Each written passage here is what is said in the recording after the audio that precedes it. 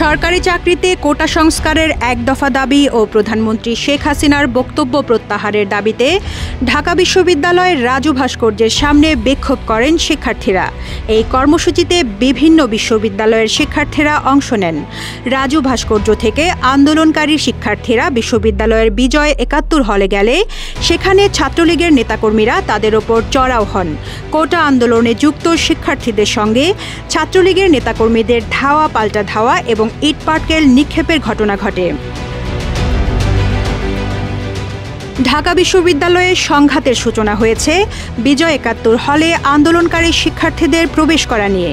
তাদেরকে বাধা দেন ছাত্রলীগের নেতাকর্মীরা। পরে আশেপাশের হলের ছাত্রলীগ নেতাকর্মীরা একজোট হয়ে সংঘর্ষে যোগ দেন। এ ঘটনায় আহত বেশ কয়েকজন শিক্ষার্থীকে ঢাকা মেডিকেল কলেজ হাসপাতালে নেওয়া হয়েছে।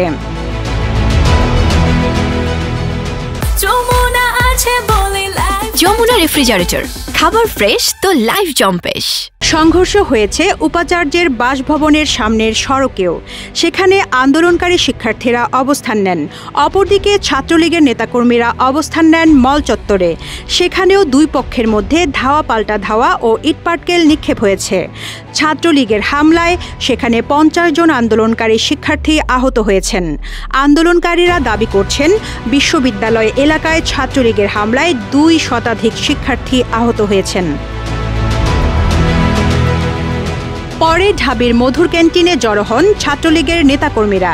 সেখানে সভাপতি সাদ্দাম হোসেন বলেছেন, আমরা সম্পূর্ণ প্রস্তুত রয়েছি, সাংগঠনিকভাবে রাজনৈতিকভাবে আমরা এটি মোকাবেলা করব এবং যারা আজকেও এই বাংলাদেশের থেকে আমি রাজাকার বলার হিম্মত দেখায় তাদের শেষ দেখি বাংলাদেশ ছাত্রলীগ ছাড়। এর আগে ইডেন কলেজ থেকে কোটা বিরোধী আন্দোলনকারী শিক্ষার্থীরা সংঘবদ্ধ হয়ে রাজু ভাস্কর্যের কর্মসূচিতে যাওয়ার সময় ছাত্রলীগের ২০ থেকে ৩০ জন তাদের ওপর হামলা চালায়, মারধর করে, গায়ে গরম পানি ঢেলে দেয়।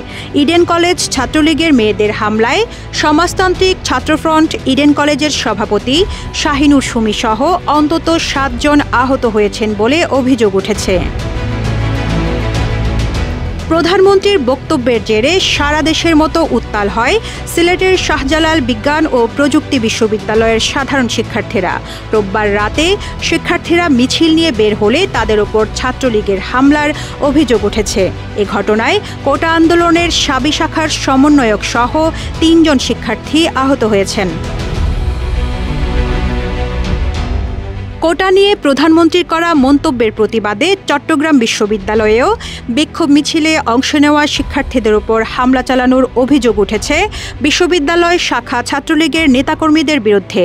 রোববার রাত ১১টার দিকে বিশ্ববিদ্যালয়ের 0 পয়েন্ট এলাকায় জড়ো হন চট্টগ্রাম বিশ্ববিদ্যালয়ের কোটা আন্দোলনকারী শিক্ষার্থীরা। সে সময় তাদের কাটাপাহাড় রোডে পেছন থেকে হামলা করে ছাত্রলীগ। রিজওয়ানা রিন্তি, ইত্তেফাক।